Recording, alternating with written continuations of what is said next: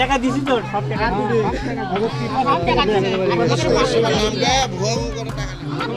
হিন্দুপল্লীতে বয়স্ক ভাতার কার্ড করে দেওয়ার প্রতিশ্রুতি দিয়ে 500 টাকা করে চাঁদা নেওয়ার অভিযোগ উঠেছে জামায়াতের কর্মীর বিরুদ্ধে। একই সাথে আগামী নির্বাচনে দাঁড়িপাল্লায় ভোট দিলে আরও সুবিধা দেওয়া হবে এমন অভিযোগে বগুড়ার এক জামায়াত কর্মীকে আটক ও পুলিশে সোপর্দ করা হয়েছে। 6 ডিসেম্বর শনিবার দুপুরে সদরের বেলাইল হিন্দুপল্লীতে এই ঘটনা ঘটে।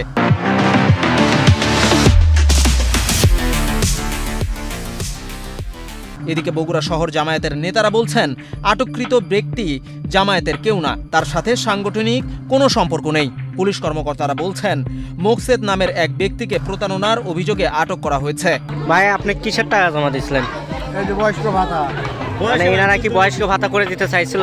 বয়স্ক ভাতা লে ক্ষুদ্র কাগজগুলো দেন, কাগজ দিয়ে দেন। আপনি কি বয়স্ক ভাতা করে দিতে চাইছিলেন? না না, বয়স্ক ভাতা না। এই যে বলতেছে, আপনার সামনে বলতেছে বয়স্ক ভাতা না, এটা উনি বলছে যে বয়স্ক ভাতা হচ্ছে।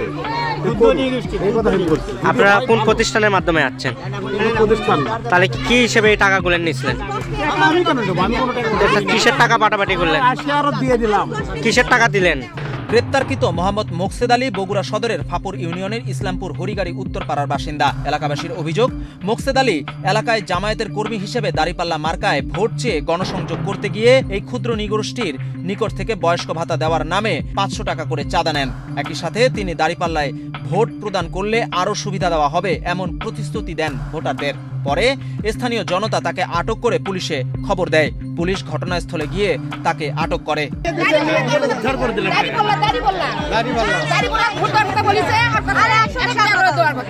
আচ্ছা, এখন কিসের টাকা দিল আপনাদেরকে?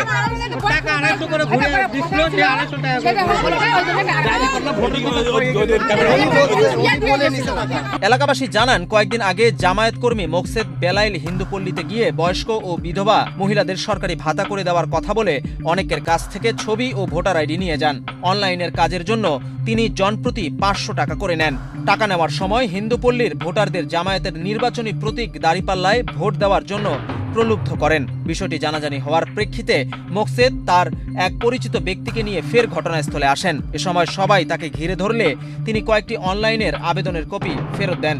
এই ঘটনায় হইচই শুরু হলে অনেকেই ঘটনাটি ভিডিও করে সোশ্যাল মিডিয়ায় ছড়িয়ে দেন।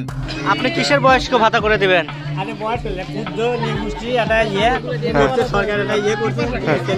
সে কাগজ কো